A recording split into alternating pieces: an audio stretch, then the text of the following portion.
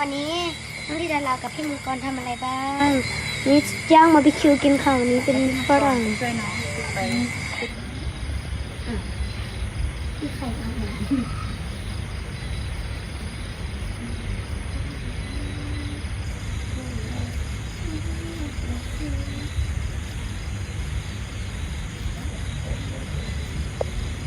ี่เป็นอะไรค่ะไม่ขาดนะคะในวันที่บ่มีงานนางก็คือเด็กสาวบ้านๆเข้าครัวทำอาหารให้พี่น้องครอบครัวได้กินนำกัน ในวันที่แม่บ่สบายลูกสาวธิดาลาวอายุ11ปีดูแลแม่เพิ่งแบบบ่ขาดตกบกพร่องเด็กแบบนี้เป็นเด็กที่ควรสนับสนุนทักทายสบายดี FC แฟนคลับทุกคนที่เคารพและนับถือเป็นอย่างสูงโดยเฉพาะ FC ของน้องธิดาลาวบ่ว่าจะอยู่ในไทยในลาวอยู่ทั้งต่างประเทศฝรั่งอเมริกาเบลเยียมออสเตรเลียท่านผู้ชม FC แฟนคลับคลิปที่ท่านผู้ชมจะได้ชมในต่อหน้านี้มันเป็นคลิปความอบอุ่นภายในครอบครัวถึงว่าวันนี้จะเจอประเด็นดราม่าแต่ว่าน้องธิดาลาวก็เป็นคนที่จิตใจเข้มแข็งอยู่หน้ากล้องมีแต่ยิ้มมีแต่หัวอยู่หลังกล้องหลังน้ำหูฟายน้ำตาแต่ก็บ่ยอมท้อยอมถอยต่อชีวิตของตนเองชีวิตตนเองต้องลิขิตเอง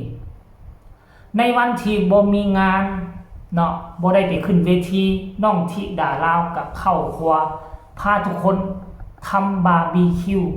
มีความสุขหัวกันแตกวุ่นบาร์บีคิว3เอ้ยน้องวาสเน FC แฟนคลับซึ่งมันเป็นภาพบรรยากาศที่หาได้ยากกับศิลปินอายุซ้ำนี้เฮาจะเห็นหลายๆคลิปถ้าผู้ใดติดตามน้องธิดาลาวหรือว่าเป็นผู้ติดตามหน้าใหม่ให้ไปไล่เบิ่งตามช่องตามเพจของเบาผู้ศิวิไลและสาวขมวลเด้อของสาวปรารถนาไล่เบิ่งคลิปเก่าๆเนี่ยเด็กน้อยคนนี้เป็นเด็กที่มีความสามารถด้วยความว่าตนเองเป็นคนทุกข์คนยากอยู่บ้านนอกคอกนาอยู่น้ำพ่อแม่ที่ทุกข์ที่ยากพ่อกับแม่ก็เข้าให้เข้าสวนเข้าดงเข้าป่าเข้าหาพักหานอผู้เป็นลูกก็อยู่ผู้เดียวก็หิวข้าวหิวน้ำบางทีก็จำเป็นต้องได้นึ่งข้าวนึ่งน้ำคั่วกินผู้เดียวมันก็เลยเฮ็ดให้น้องมีความสามารถอายุ11ปีสามารถแต่งอยู่คั่วกินนึ่งข้าวนึ่งนั่งล่ามถ้วยล่างทูได้ถ้าจะเอามาสมเทียบใช่กับ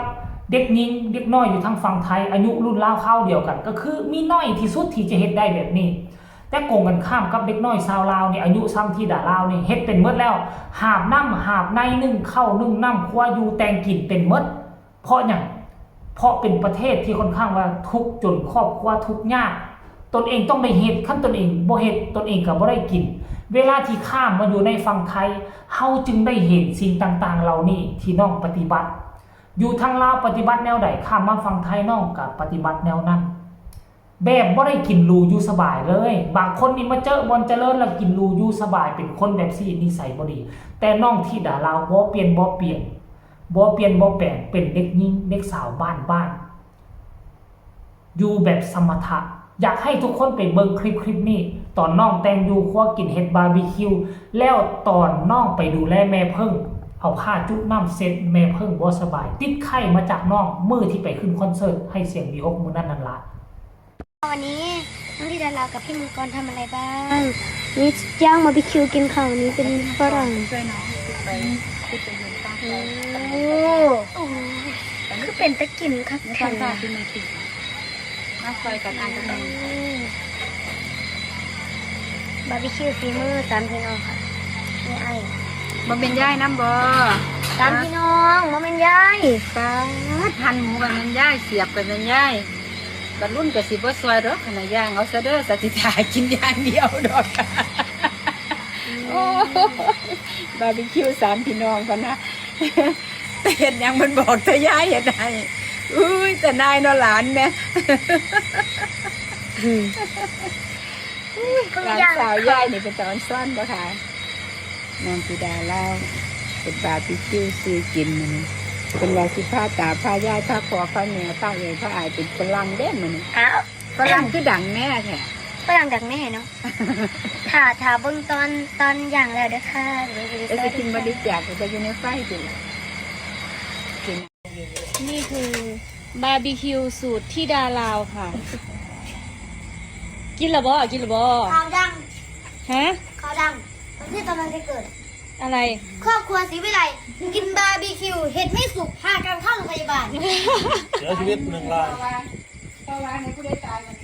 ตาบัน กินก่อนหมู เสียชีวิต1 รายที่ดาลาว ไม่ใช่ มาค่ะพี่น้องซิมบาร์บีคิวที่ดาลาวน้ำกันค่ะ นี่คือ ที่ไข่เอาหมู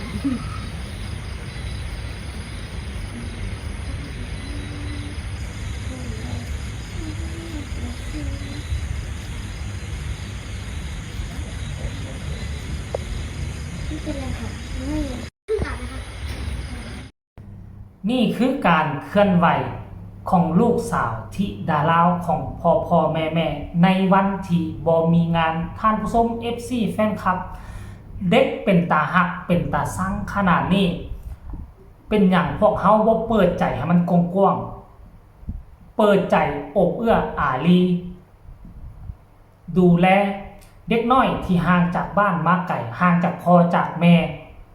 เกิดมากับบ่ฮู้ว่าสีหน้าค่าตาพ่อที่แท้จริงเป็นแนวใด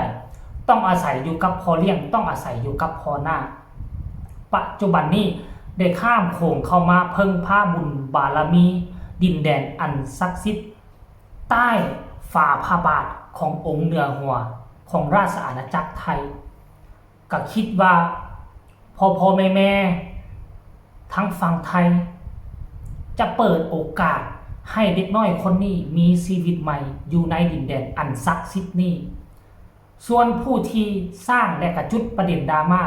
ก็ขอให้มันยาสุได้บุตรได้เกิดขอให้มันยาสุมีกินมีอยู่มันกระทำสิ่งใดให้กับวงหมอลำมันกระทำสิ่งใดให้โตศิลปินขอให้มันได้สิ่งนั้นกลับคืนไปห้อยเท่าพันเท่าเนาะนี่คือคำเว้าจากดินแดนล้านสร้างฝากไปถึงพวกเปรตพวกมาร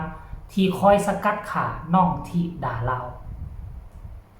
ท่านผู้ชม FC แฟนคลับค่อยกะนำเสนอเพียงแต่ซ้ำนี้ก็แล้วกันฝากทุกคนกดไลค์กดแชร์ถ้าหากว่าหักสงสารน้องที่ด่าเราฝากกดไลค์กดแชร์แล้วก็กดติดตามช่องเจเบาลาว